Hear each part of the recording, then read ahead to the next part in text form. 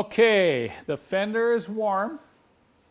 We got that nice and warm. We got it cleaned. I've got my palette, my artist palette ready here.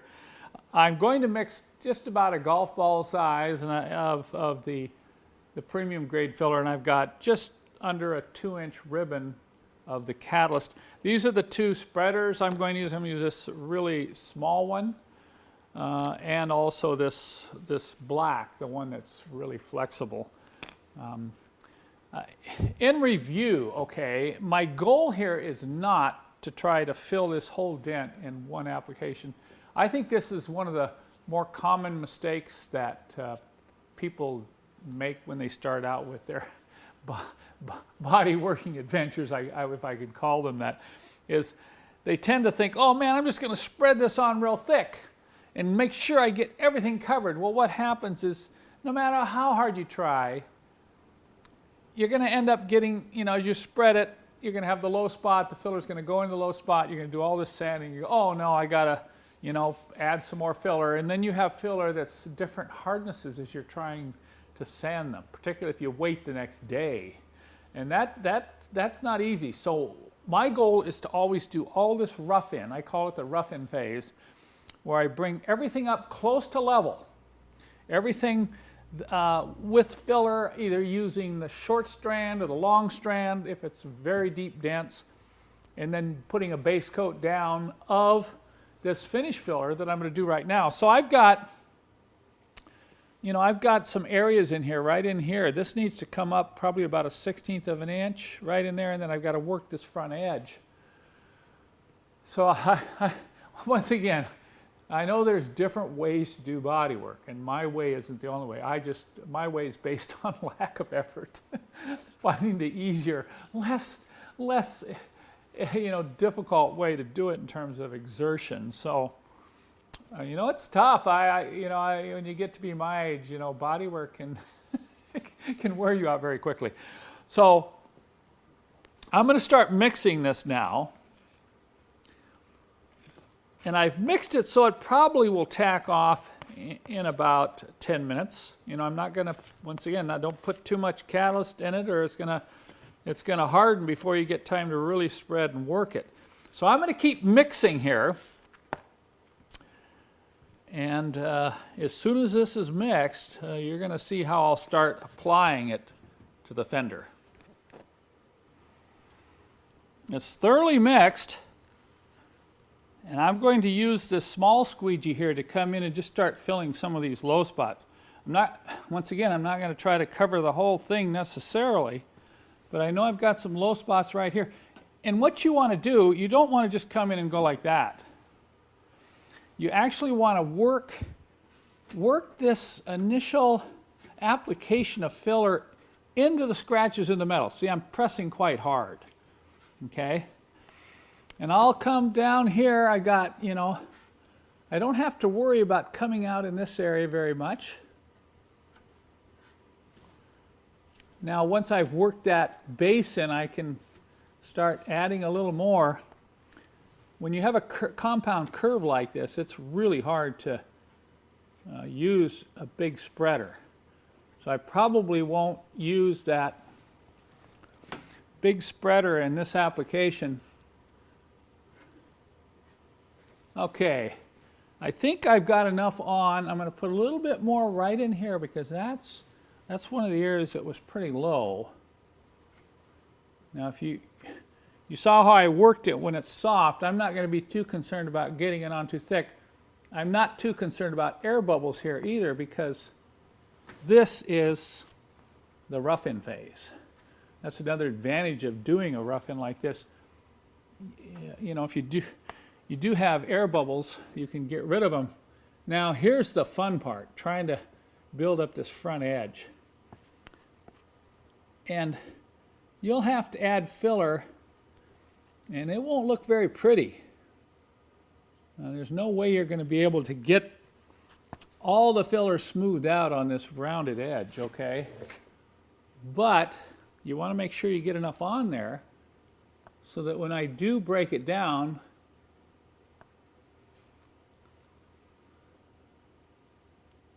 okay, I think I've got enough on there. Now, here's a little trick. When you get to this point and you want to start spreading this smooth, don't leave the filler on your spreader. Get it off. Wipe it down here. I'm going to wipe that edge off. See what I've done there? I've wiped the edge off. Now I can come in here. I'm going to try to do it diagonally. Once again, I've picked up a little filler. Let's wipe this off so I have a clean edge.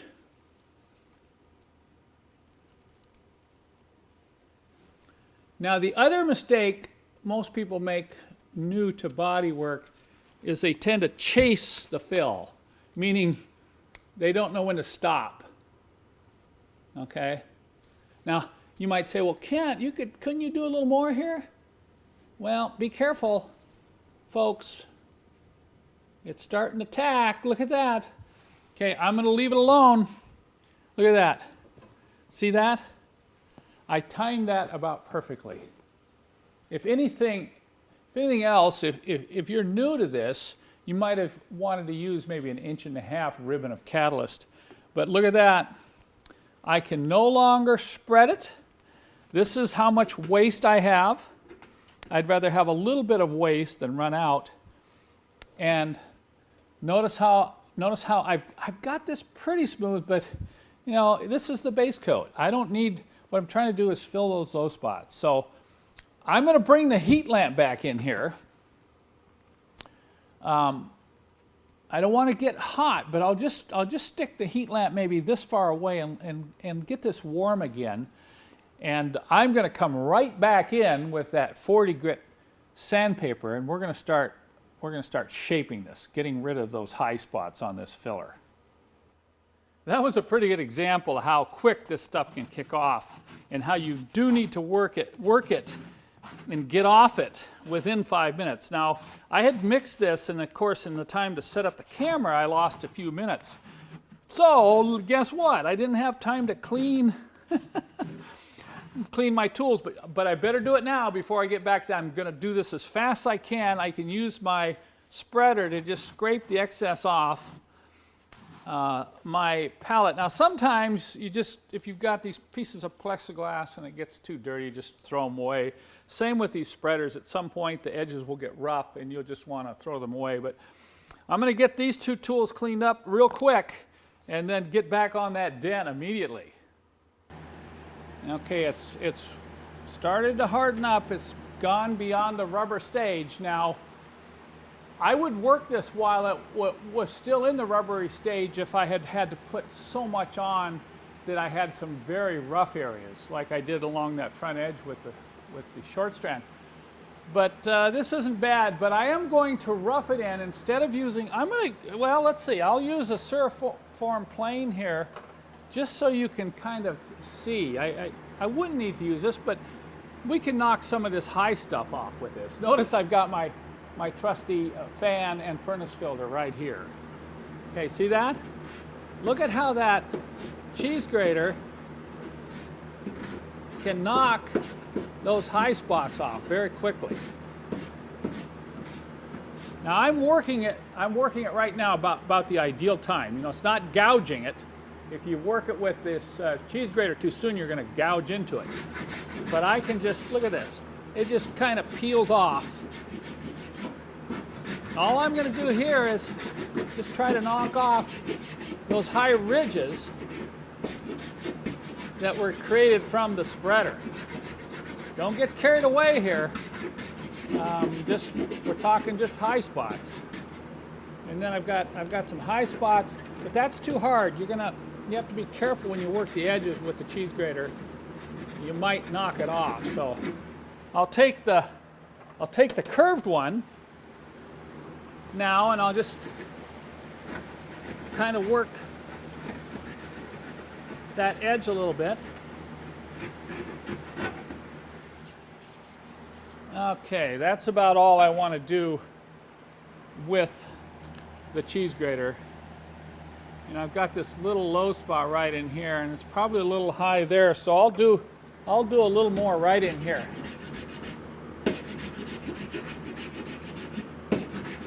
This can really save time, folks. Okay, I'm breaking through the metal there, so stop.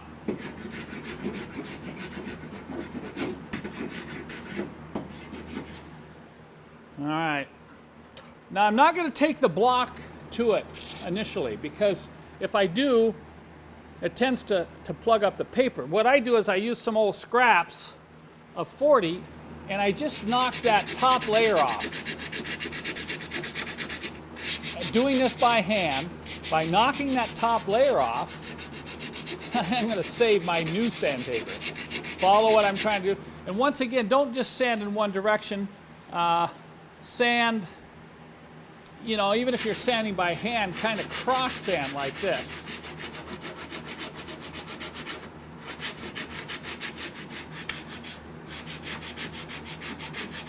Okay, now you can see I've pretty much gotten down past that top layer. Once you start breaking through, I'm breaking through the metal again right there. Now I want to work this front edge. I'm just going to knock the high spots off. I'm going to use a rolling motion.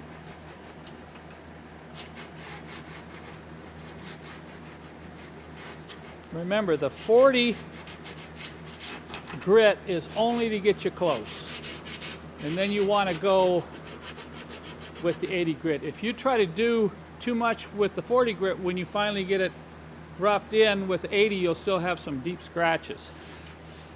Okay, now I can take the sanding block to it. Notice I'm not using power tools. You could use power tools here to save time, but most of you probably won't have power sanders, so I can just demonstrate. Now I'm gonna come right up to this edge of this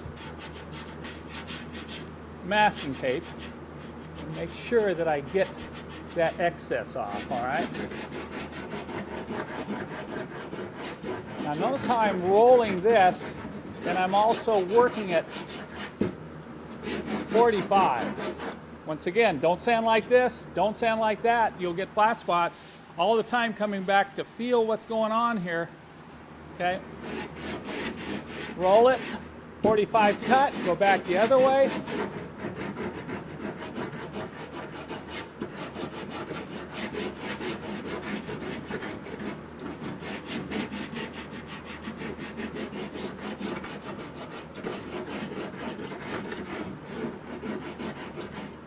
Look at that. As much as I tried, I've got a low spot right here, and I've got a high spot right there. So putting on a base coat also lets you know whether or not, oh boy, we're going to have to get this down a little bit with the pick, and we may have to apply a little bit more right here in the base coat before we come back and do the final finish. So let me apply that other coat right up in this area, knock this in a little bit, and I'll come back and show you the finished results before we pull this masking tape off. Okay, you can see I've got 3 high spots right there, and one right on this edge. And you can spot these right away where the metal pops through. Now you need to deal with these, because if you don't depress these back down, that little hump will not sand, and you'll be sanding the body filler around it, and when you go to prime this and paint it, you'll see a possible raised edge here, particularly if you're new at this. So I'm going to, and then I've got a low spot here. You can see that because the sandpaper hasn't cut through to the filler. So I'm going to have to do a little more fill here. I'm going to lower these 3 spots with my punch and hammer.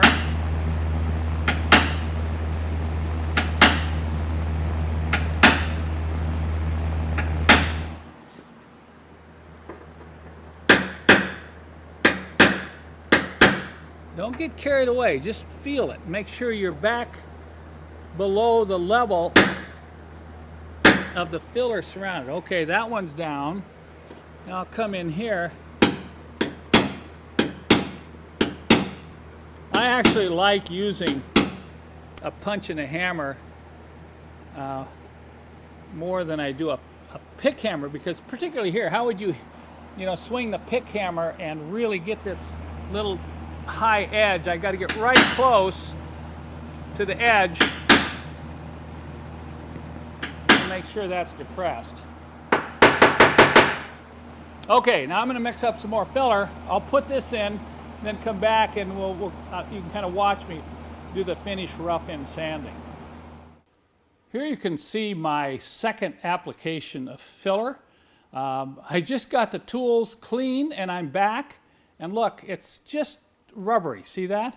You can just pick off these little pieces, but you got to be careful now. I don't want to go after this yet, see, because I could pull this right away if I started trying to get the excess off here. So I'm probably going to wait about another 5 minutes. This is still pretty sticky, It's not sticking to my gloves, but it's very tacky, and very rubbery. So we're going to wait a little longer on this one, and then I'm going to come back in here. I won't take the cheese grater to this at all because you'll gouge it. This is very fine filler coats for those low spots, and I'm just going to lightly rough off that tack layer with the 40 grit, and then we'll block it in.